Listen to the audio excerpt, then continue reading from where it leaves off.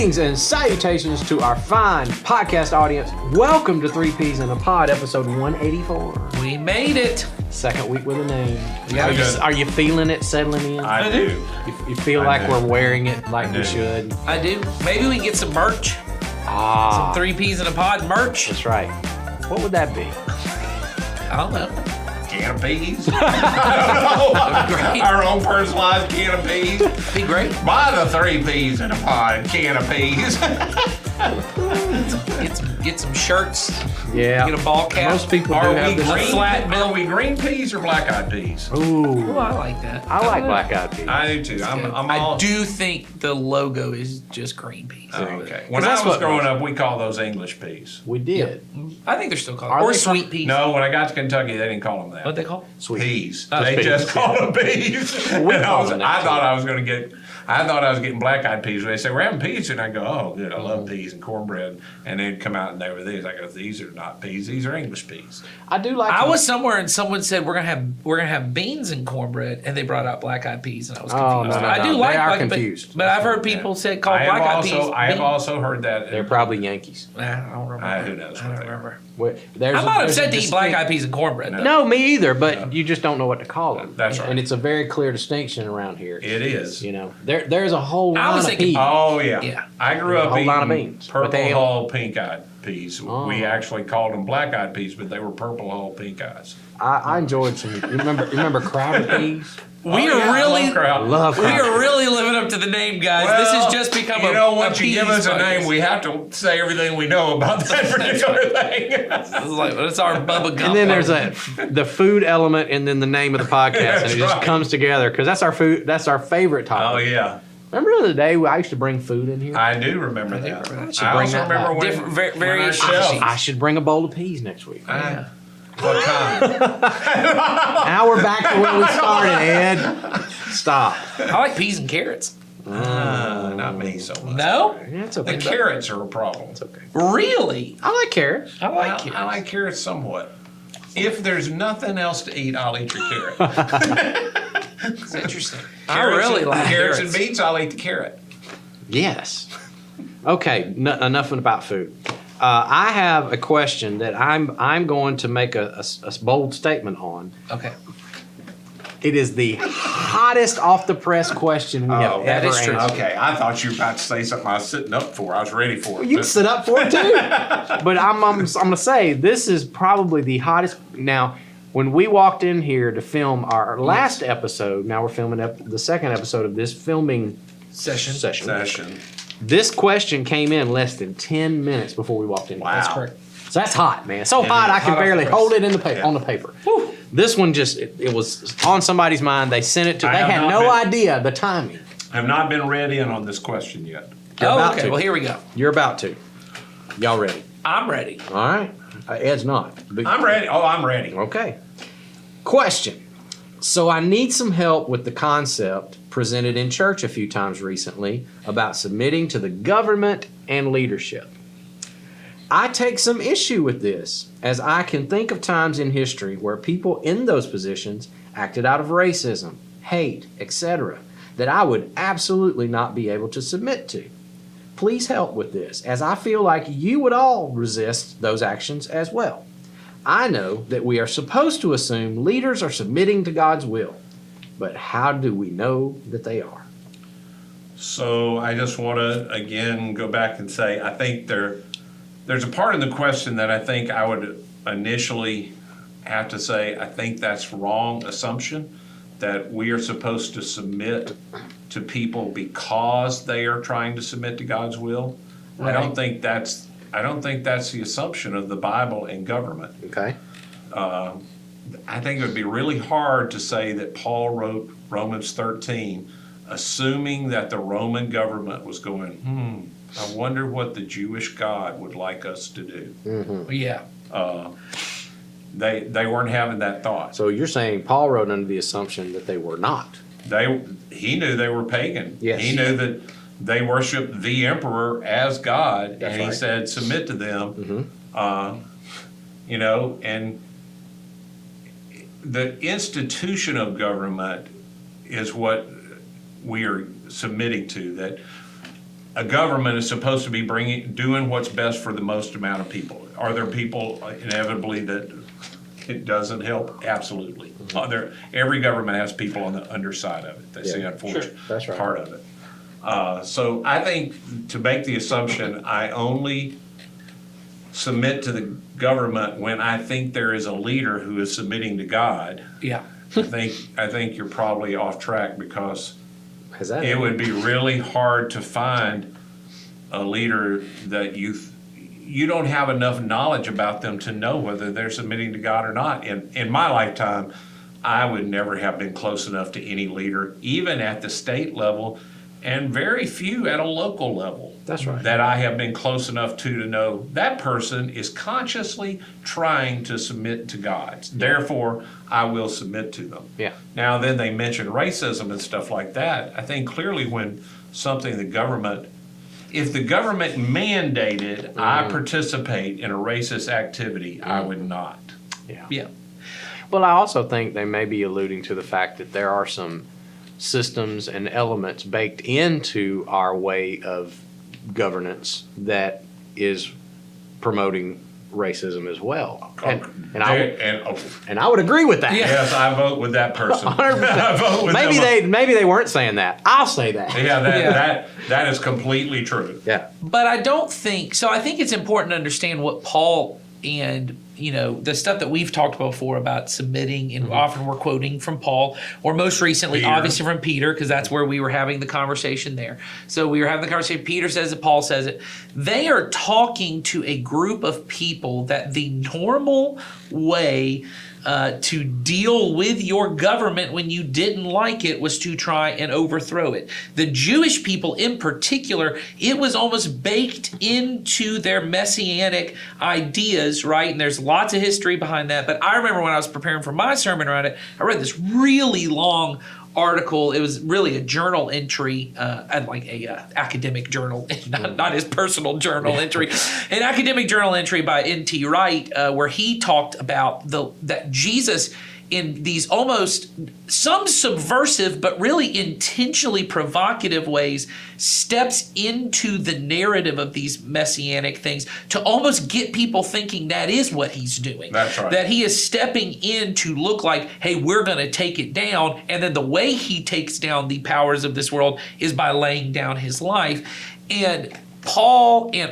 if you look at the book of Acts, when they start churches in places like Ephesus, riots break out. Like, That's right. It is disorder. And then a lot of the Roman emperors like Claudius and then Nero are starting to basically say these people are rabble rousers, they're troublemakers. And Paul is trying to say, hey, submit to the government's authority in the way that you are not going to overthrow them through violent means. Because there is a way. He isn't saying, so when the government says don't meet as churches, you got to stop meeting. And I mean in the sense that they're coming to take away your stuff. That was not a commentary on COVID. This was a point. All right there, Nathan's gone into the COVID This world. is not a commentary on COVID. We're going to get a lot of views we were not anticipating. Yeah. We're going down that rabbit hole. Don't come at me. I'm not on your side. This is Q approved. Yeah, I'm not getting into that. Not getting into that mess. I'm talking about specifically they were persecuting and saying we will throw you in jail and kill you if you choose to be a Christian.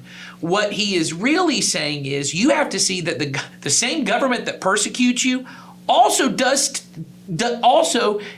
do justice at times by going after criminals and going after people who do break God's will. Well, and you can see that in the book of Acts when you see Paul. Paul gets arrested. He gets in Jerusalem. It's the Romans that come and protect him from being killed by the Jews. They take a cohort of soldiers, lift him up on their shoulders and carry him. There's a point where they're going to beat him, and he says, hey, I'm a Roman citizen, and they go, oh, that's right. So we view Rome, who is eventually a huge oppressor of Christianity, but he was under their authority, and their authority did protect him at times. He didn't submit to he didn't worship the God. The emperor God, they didn't do any of those things, but he did uphold their authority in certain, That's right. And so when I look to movements within even our own, I just look within our country. So you have Our country begins as a civil war, basically. We have a group of colonists who belong to one nation. They go, we don't like this. They go. Then about 100 years in, another group of people in the country go, no, we want to have a civil war because we want to have it our way. Those are people choosing not to even recognize the authority of the other government, saying, we will establish our own government. Then in the 1950s, 60s, you have another group of people who choose to submit to, instead of starting another war, say we will submit to oppressive, racist governments by choosing to civilly disobey those orders, but then don't go and then say, when you come to arrest us and put us in prison, we're not going to fight. We're not going to, we submit to your authority to arrest us for breaking this law. But as Dr. King says it, we will no longer cooperate with your unjust laws. That's, to me, a very good Christian example of what happens when you have an unjust law that is harming people, but you can still submit, because what happens is, I see, and this is just throughout our country's history, and not just our country, all countries, when I think something is unjust or someone is taking advantage of someone, it's really easy to go, you know what, it'd be better if just some of us ran this thing. Why don't we go and take down these people, and we'll take over and make the thing the way we want to make it.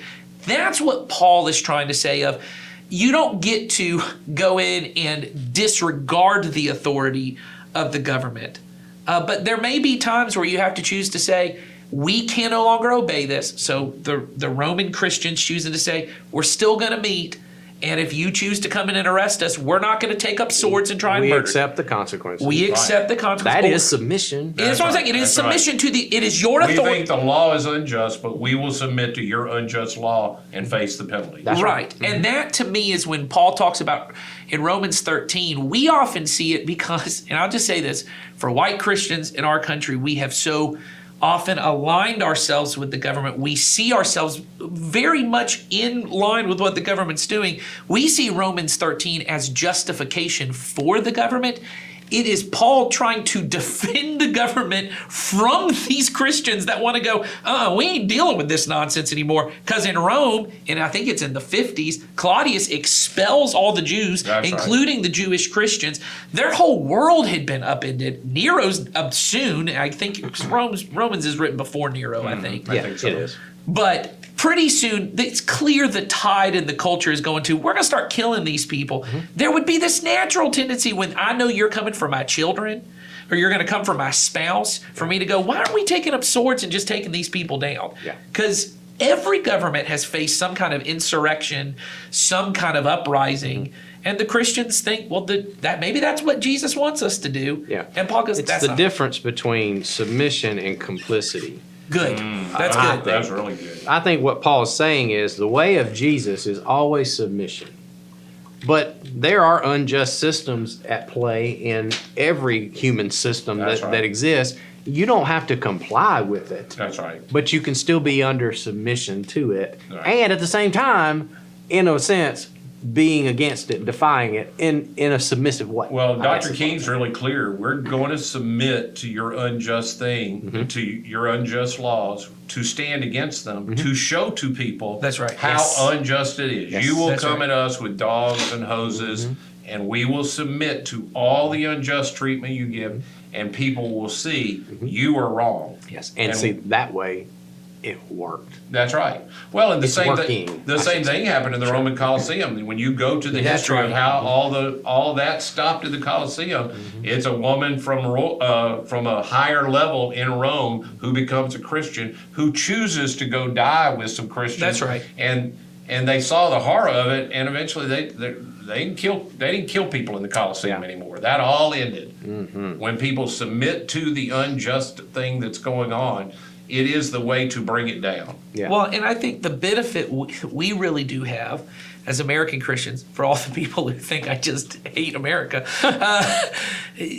our Constitution and really our laws, they give us a lot of different ways that while submitting to the government, we can civilly display and disobey and have these things in such a way that we are still we are submitted to the authority of the government to arrest us or do whatever, but to do so in a way that still honors God, who is our chief king. I think in our world where we have freedom to worship, and I'm talking about the American world, we have the freedom to worship. I think there is and it's why you hear us talk about it so much. There is such a natural tendency to read a lot of these things in the Bible about submitting to authority or just different roles of government or all these different things, and to just assume what that means is to be a good Christian means to be just a good American citizen like everyone else. And eventually these things that are, probably just fine patriotic things eventually lean into these ideas of what we now call like Christian nationalism, that eventually line me up and say, whatever America does must just be fine with God because we're all on that same page. Unless, of course, it's the guy in charge I don't like that is doing it, and then he's against God. Gotcha. It's very... Then I'm going to take him out. Well, yes, or whatever it is. I think, or we're going to leave, or we're going to, Yeah. we're going to start a rebellion or something, Yes. And unfortunately, I see a lot in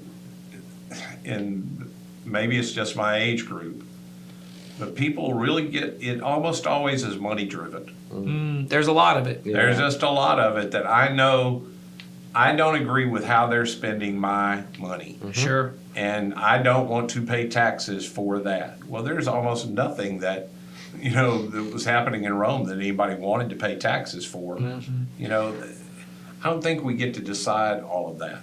Yeah. But our system of government, if we will make use of it, the benefit we have that most places don't is we can change that while submitting if we want to change it. Well, you even see people like Paul using the system, the Roman legal system, for his benefit, in the Yes. sense of Yeah. they're about to execute him. The one time he says, "I'm a Roman citizen, so you can't beat me Can't in this beat me." way," Yeah. right? And so he gets protected. Another time he says, "Well, I'm going to appeal to Caesar so that I keep getting before all these courts," Yeah. which is what Jesus had told him would happen. Jesus said, happened. "You're going to be my witness before the Gentiles and their kings." Yeah, there are a couple of times it appears in Acts that he might have gotten let go, but he had appealed to Caesar and they Yes. couldn't. Well, that's what the guy said. Yeah, It was Festus, Festus or Agrippa. Festus. He says, I'd have let you go if you hadn't done that. Yeah, Yeah. exactly. But he did it. Paul had wanted to go to Rome anyway, and now he got the government to pay for it. That's right. Yeah, that's right. But I think that's the thing. So when we see these things that, yes, there are things that the government does, we all agree that there are things that are in our government that are oppressive to people. There are things that are, like someone said, I think racism was in the absolutely. in the question. So racism, but all different kinds of stuff. The way that all different kinds of people are treated, including prisoners and people who come to this country, and all different kinds of things. There are things we would look at and go, I don't know if it should be that way. But what Paul, I think, the submission that he would warn us against is, therefore, I'm going to take up weapons and I'm going to show up at the Capitol, or I'm going to show up at the border, or I'm going to show up at these places, and I'm going to make sure things get done God's way by the use of force. That's what I have now set up the government of Nathan, and I'm going to run my own government and then see if I can get some people in there. That this is not the way of Jesus. That the way of Jesus is selfless, self-giving love and service for other people, and often that does mean standing up for issues. Well, and the benefit we have in our country is that there is nothing to stop us from still working against any of these things that we see. We just can't force the government to do it. And I have people say to me all the time, well, if the church had done it, I go, yeah, we're trying to do it, but you're so focused on the government, you're not actually helping us very much. The problem comes when Christians are unwilling to suffer for it. That's right. See, That's right. The taking power over, that means I'm going to get so far on top that I don't have to lose anything. I That's have to right. suffer. The other way says I'm going to suffer consequences and suffer loss for the sake of resisting That's the right. thing that I think is against God. Well, most Christians, they ain't interested in this part. That's right. I don't want to have to suffer for it. I want to have power over Right. it so That's that I right. can make change my way and everybody else has to bow down. Well, that's not the way of Jesus. No. And And that's why I believe, and we just finished the book of First Peter, and that's why the whole time he keeps saying you've got to be willing to enter into the suffering of Jesus. That's right. He That's talks about suffering in every paragraph. I went through when I was writing my sermon, and I was like, dang, he talks about suffering a lot. And I read the whole thing in one sitting, and I went, he does.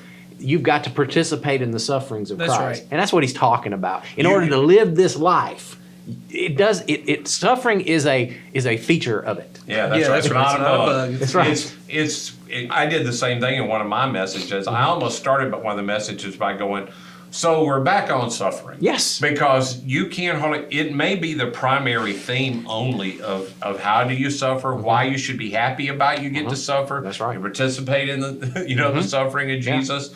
It's a part of what we do. And the thing with the government in our country is you described it very well. I hear Christians, well, if they didn't take all my tax monies, I could give money. Well, you could still give money. You just pay your taxes, and you're just going to have to choose to live at a lower lifestyle than That's you right. do to support these causes that you say the church could do if the government. Well, we can still do them. That's right. But yes, it is going to. Plenty of money out It's there. going to require that some of us be willing.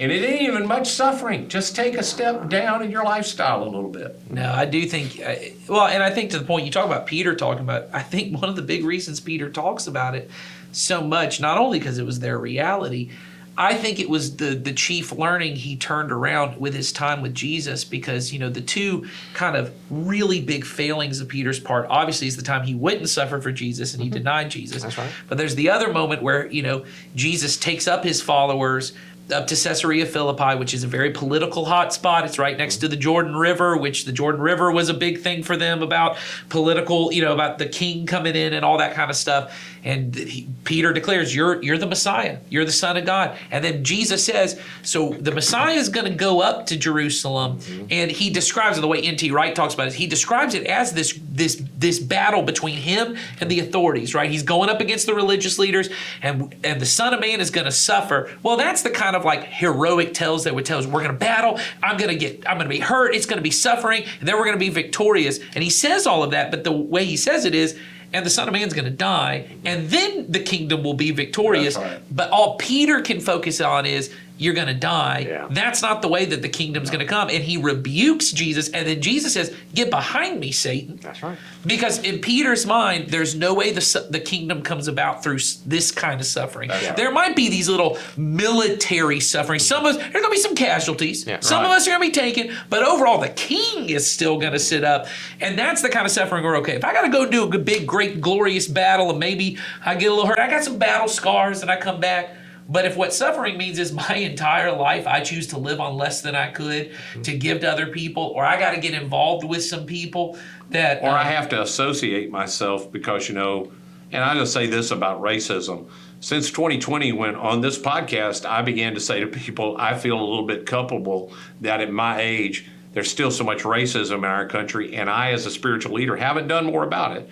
I have been now labeled with all the words and all the number of times we talked about it. You have to be willing to, you just become associated with what you're trying to help. And so I become, the woke pastor and you're not who I thought you. I had a guy actually say that at a meeting to me. You're not at all who I thought you were. You're from Mississippi and you're 60. I go, yeah. He goes, you're sort of woke. I go, well, Better than being asleep. Oh, that's what I said to him all the time. I go, well, if you mean I'm asleep, I ain't asleep. There you go. I'm aware, and I'm okay to be associated with this problem. And for some people, I don't want to be associated. I want to help. That's right. But I do not want to be associated with that. I want to be able to stand off from it and help at a distance. That's right. Because what would that do to the way other people see Yeah, you? 'cause Or there are people- I would be kicked out of some tribe of some. Yeah, there are some people sort. that I care about that Yeah. if they knew that, then they wouldn't think the same of me. Well, and it doesn't really fit into the picture. I mean, this goes back to the conversation we've been having on Sundays too about, even humility, things like this. It doesn't fit into the picture of the way I was sold that life was supposed to be. Right. Which was, I work hard, I do what I'm supposed to, I can help people from my plenty, right? But I don't ever really have to have a life that's a little difficult and has some friction in it because things aren't as easy as it was. And all of us are trying to get to our version of the retirement at the beach. There's we all have a different version of the very comfortable life where I've worked really hard. Then at the end of it, I just get to relax and I'm done. I don't have to do this. A lot of that stuff is, well, now there's going to be friction at my family get-togethers. or I have to live on less, so we don't get to go on as extravagant of a vacation as I maybe I could have gone on, or all these different things, as if we did not have an eternity for all of those things. Right. And it really shows to me our lack of confidence in what Christ says the new heaven and the new earth will be. That if you really do think, I don't want to suffer in this life because my job is to squeeze out every ounce of enjoyment I can out of this life. All the people I know who also at the same time will say all of those things, but then also say, oh, but what a day it's going to be. What a day it's going to be. Well, then what a day will it be? Yeah. Because if I have to get it here, maybe what I should be doing here is looking out for the people Christ left me to look out for, the prisoners and the sick and the poor and the homeless. That maybe my goal should be, hey, how am I inviting these people into God's bounty, right? What God has. Or going to what Jesus actually says is when I go and I serve those people, I find out, oh, Jesus is already there with them, and I meet Jesus when I'm with the poor and when I'm with the prisoner and I'm with, and I go. Maybe there's a way I didn't see him before. I didn't see that. Now I see. Oh, he's already here, and I've been putting them in a category, and I put him there too. I didn't know it, but I put him right there with them. Yeah. Yes, that's a different kind of suffering, but it's a different kind of life too. It is truly good and pleasing. It's the narrow way. Yes. Yeah. All right.